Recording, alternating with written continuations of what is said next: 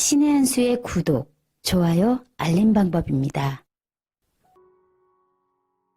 보실 영상을 눌러주세요. 아래의 구독 버튼을 눌러주세요. 그럼 종 모양이 나옵니다. 그 종 모양을 눌러주시면 신의 한 수의 새로운 영상들이 알림이 울립니다. 그리고 엄지척 좋아요 버튼을 눌러주세요. 여러분의 구독, 좋아요 버튼은 신의 한 수에 큰 힘이 됩니다. 댓글로 여러분의 많은 의견도 듣고 있습니다. 응원의 댓글도 부탁드립니다.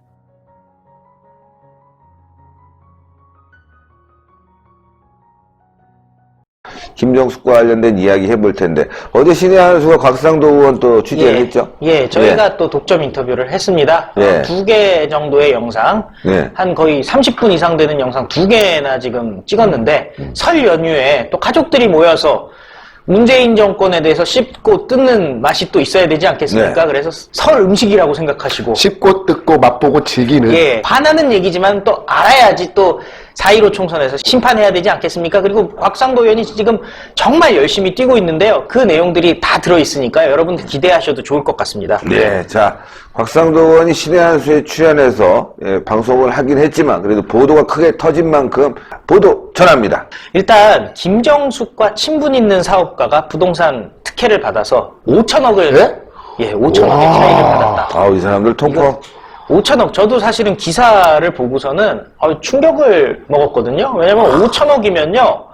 야, 정말 대단한 겁니다. 보통 웬만한 중견기업이요. 1년에 1조 매출하기도 상당히 힘들잖아요. 근데 기업의 매출 1조가 문제가 아니라 5천억이 문제가 아니라 지금 개인이 5천억을 갖다 차익을 얻었다. 이거는 정말 상상 초월 아닙니까? 일단 이건 진짜 황당한 상황이고 또 다른 황당하죠. 것도 아니고 뭐 서울 시내 한복판 뭐 명동 땅값도 아니고요. 청주에서 5천억을 차익으로 얻었다. 이거 정말 대단한 거 아니겠습니까? 이건 그래서 좀 내용을 제가 보도해드리도록 하겠습니다. 일단 청주 지역의 한 사업가가 문재인의 부인 김정숙과의 친분관계를 이용해서 부동산을 특혜 매입해서 수천억 대의 개발 이익을 얻었다는 의혹이 한국당 곽상도 무시무시하다. 의원에 의해서 제기가 대단하네. 됐습니다. 수천억. 와. 5천억이라는데 아니, 5천억이면 예. 이게 엄청난 게, 아까 이제 기업이 예. 1조 매출, 사실 몇백억 매출만 해도 그렇죠. 대단한 건데, 5천억을 지방에서 매출이 아니라 차익으로 차익으로.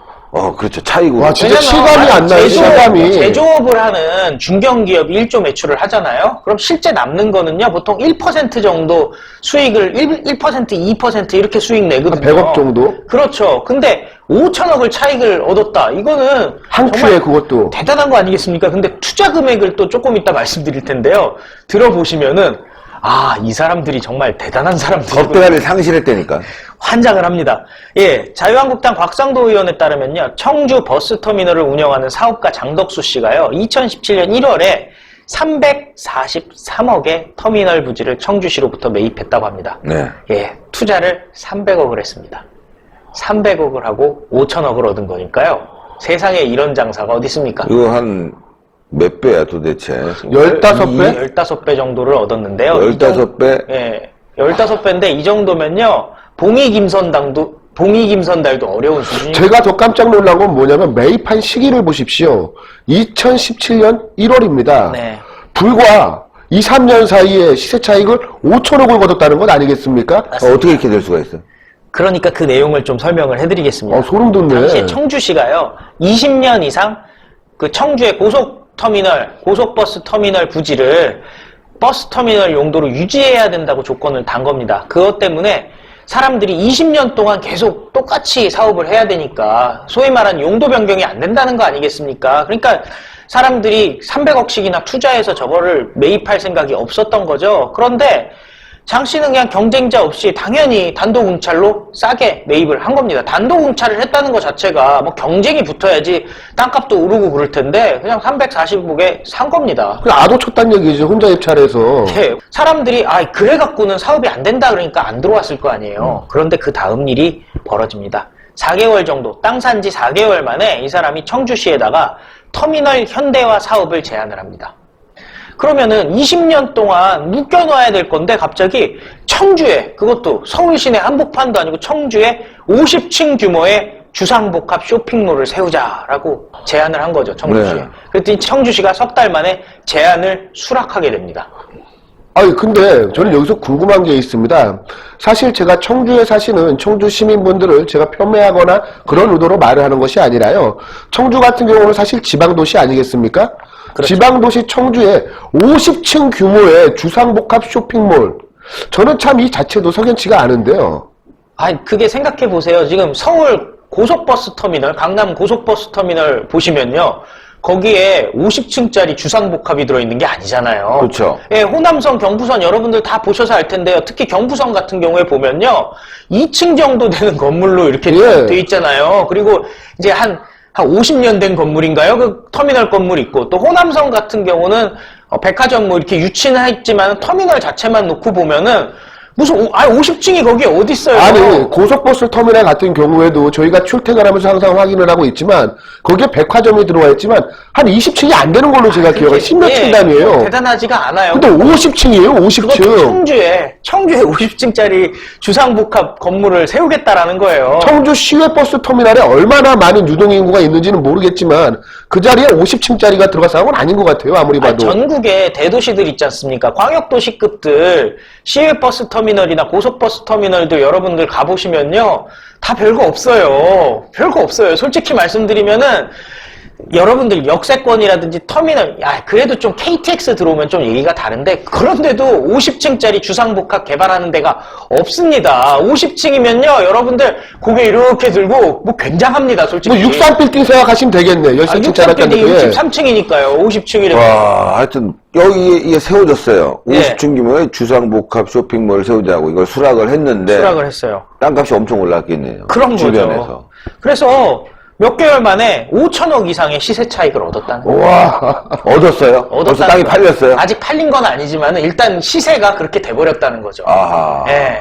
뭐 또 말이 안 되는 거죠. 그리고 시세 자체는 5천억이라고 얘기를 하지만 또 이게 특혜로 만약에 50층짜리 주상복합이 사실 경제성 따져보면 나오기가 힘들 거 아닙니까? 예. 청주의 고속버스 터미널이라면. 근데 만약에 이게 또 통과가 돼가지고 진짜로 50층짜리 사실 서울 시내에서 50층짜리 지으려고 그러면요, 용적률 건폐율을 따져야 되고요, 그 용도 변경해야 되고 굉장히 복잡해요. 근데 청주에서 이걸 일사천리로 지금 인정을 해줬다는 거 아니겠습니까? 승인을 해줬다는 거 아니겠습니까? 게다가 지금 또 문제가 되는 것이 무엇이냐면 그 인근에 시사차익 아직 돈을 받은 건 아니지만 땅값이 올라감으로써 대출을 받을 수 있지 않습니까? 대출을. 그렇죠. 그러니까 이제 주상복합이니까 아파트도 들어오고 쇼핑몰도 들어오고 하는 거니까 그 주변에 이제 좀 산다는 사람들은, 청주에 있는 사람들은, 터미널도 가깝고, 예. 쇼핑몰 있고, 다 걸로 오는 거지. 다 거기서 랜드마크가 살아요. 되는 거지. 예. 그러니까 당연히 땅값은 올라갈 뿐이 없어요. 올라갈 수밖에 예. 없어요. 근데 문제는 뭐냐면 해당 부지를 매입하자마자 대규모 개발 사업이 추진된 거는 매각 당시 제한 규정을 위반한 것이라고 곽상도 의원이 얘기했는데요. 예. 이게 당연한 게 만약에 이렇게 50층짜리 주상복합 지을 수 있다라고 얘기를 했으면은 딴 사람들도 다 들어왔죠. 그게 뭐 안 들어왔겠습니까? 당연히 들어왔을 건데 지금 한 사람만 그런 식 20년 동안 묶어놓는다 해가지고 단독공찰 들어오고 나서 그러고 나서 3, 4개월 만에 갑자기 50층 짓겠습니다 이렇게 나온다면은 이거는 진짜 충격적인 일 아니겠습니까? 그래서 한 5천억 정도, 300억 투자하고 5천억 정도로 일단 시세가 올랐고 또 실제로 개발이 된다고 한다면은 이것도 또 어마어마한 일이 벌어질 겁니다. 그런데 곽상도 의원이요, 2017년 7월에 김정숙이 당시 병상에 있던 장덕수 씨를 찾은 사진을 공개를 했습니다. 장덕수 씨가 부지 매입 과정에서 특혜를 받을 수 있다라고 얘기를 했는데요. 지금 저희 패널 보면은 이렇게 돼 있는데 저희가 또 라이센스가 지금 없는 상황이고 또 개인 또 저 사진이 제가 체크를 해봤더니 특정 언론에서 보도가 됐던 사진이더라고요. 개인 사진이 아니라. 그래서 저희가 일단 곽상도 의원의 기자 브리핑 장면 사진으로 대체를 했는데요. 저기 보면은 김정숙이 거의 이렇게 병상 끝에서 예. 아주 걱정 어린 눈으로 이 장덕숙 씨와 대화를 나누고 있는 그런 모습이 나오고 있습니다. 뭐 검색하면 이 사진은 여러분들이 보실 수가 있습니다. 예. 이 자리에 문재인과 대학 동기인 박종환 자유총연맹 총재도 함께 했다고 합니다. 자유총연맹이 어떤 곳입니까? 김경재 총재가 있다가 소위 말하는 적폐 몰아낸 후에 문재인과 대학의 동기를 갖다가 그 자리에 앉힌 거 아니겠습니까? 그리고 문제는 뭐냐면 청주 지역에서 이 장덕수 씨가 박종환, 그러니까 문재인의 최측근이라고 할 수 있죠. 그리고 문재인이 부부 동반으로 만남을 가질 정도로 가까운 사이라는 지금 소문이 돌고 있다. 그러니까 뭐 알만한 사람들은 다 안다. 그러니까 청주시 가면 청주시 입장에서는요 정말 대단한 거 아니겠습니까? 이 박종환 씨도 청주 출신이라고 하거든요. 그러니까 문재인의 최측근의 어떤 친한 사람이다 수준을 넘어서 문재인 부부와 문재인 김정숙과 부부 동반으로 만나는 사이다. 대한민국에 몇 사람이나 있겠습니까? 그렇죠. 따지고 보면은 부부 동반으로 쉽게 만날 수가 없는 게요. 예를 들어서 그 정도 된다면 우리가 생각하기에 손혜원 정도 되지 않겠습니까? 예. 그리고 보통 관계가 아니라고밖에 생각할 수밖에 없는 것이 2017년 7월에 병문안에 갔다고 하지 않았겠습니까? 문재인이가 대통령에 취임한 게 2017년 5월 10일입니다. 즉 저 당시에 영부인 신분으로 대통령 영부인 신분으로 병문안에 간 그렇죠. 것인데요. 예. 아무래도 대통령 영부인 신분으로 어디 이동할 때 경호가 따라붙어야 됩니다. 그렇죠. 예. 즉 공식적인 행사에 준할 만큼 그 정도의 무게감을 가지고 병문안에 갔다는 겁니다. 그럼요, 예. 사실 시어머니도 모시지 않았던 게 김정숙 아니겠습니까? 아니, 잘 찾아가지도 않았다는 거 아니겠습니까? 근데 이 사람에 대해서는 굳이 병상에 병문안을 가가지고 굉장히 걱정스러운 얼굴로 이제 상대를 했던 거죠. 병문안을 했던 거죠. 근데 그 자리에도 또 문재인의 최측근이 같이 동행을 했다라는 것 자체가 이게 심상치 않다. 근데 이 장덕수 씨와 문재인 후보라고 지금 얘기를 당시 문재인 후보죠. 문재인과의 연결고리는 그 충청북도의 고향 선배이며 문재인과 대학 동기인 박종환 전 충북경찰청장이라는 거죠. 지금은 이제 자유총연맹 총재를 하고 있고요. 장덕수 씨도 자유총연맹 부총재를 하고 있습니다. 그야말로 나란히 해먹고 있는 상황 아니겠습니까? 야. 자총하면은 엄청난 저희가 조직이잖아요. 저희 신혜식 대표님도 자총에 잠시 계셨잖아요. 홍보이사였죠. 예. 네. 자, 여기 보면 제가 2차 가공을 해서 올렸는데, 바로 이 사진이죠. 예. 가운데가 이제 박종환 자유총연맹 총재고요. 충북경찰청장 출신이고요. 지금 제 사진 때문에 가려 있는 사람이 바로 장덕수 씨고요. 또 김정숙은 아주 굉장히 걱정스러운 얼굴로 이 정도 되면 부모님 병문안 온 수준으로 보일 정도지 않습니까? 게다가 지금 저희 얼굴이 나오는 관계로 저 사람이 어디를 부위를 다쳤는지 확인이 안 되는데요. 제가 사진을 확인을 해봤습니다. 팔이 부러진 걸로 골절상으로 추정이 되는데 속된 말로 좀 죄송한 얘기지만 죽을 병은 아니지 않습니까? 팔이 부러진 것이. 예. 그런데 큰 병도 아님에도 불구하고 문병을 갈 정도로 가까운 사이다라는 것을 우리가 유추해 볼 수가 있습니다. 그런데 이 장덕수 씨가 2012년 대선 때부터 이제 문재인 후보, 당시 후보와 함께 인연을 이어왔다. 그리고 이 박종환 충북경찰청장, 그리고 지금은 이제 자유총연맹, 그리고 장덕수 같은 경우는 또 자유총연맹 부총재 하고 있지 않습니까? 어마어마한 자리에 있는 사람입니다. 그런데 이 사람이 원래 뭐 하던 사람인가 봤더니 주류업에 종사하던 사람이래요. 네? 예, 술을 팔던 사람이에요. 그러니까 아마 충북 지역의 주류업을 이제 종사를 하고 있던 사람인데 나중에 그 주류업으로 돈을 벌어서 중부메일인가 하는 그 충주의 중부메일. 예, 그 청주의 언론사를 또 소유하게 됐답니다. 대주주가 됐답니다. 그래서 네.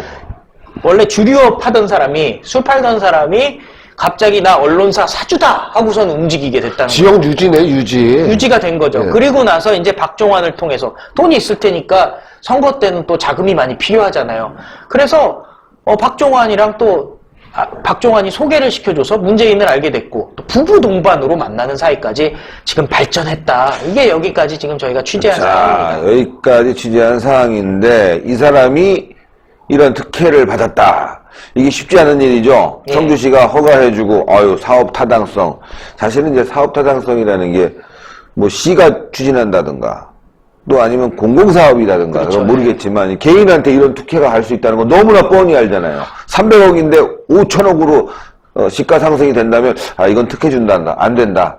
이거 당연히, 이거는 허가를 해줄 사항이 아닌데, 누군가 큰 힘이 있었다는 거, 아마 청와대는 그러겠죠. 우리 관련 없다. 그 사람이 알아서 했다. 얘기해보시오. 이거 의혹이 분명히 가는 거 아니겠습니까? 뭔가 조사를 통해서 확실히 검찰이 나서야 될 상황 같습니다.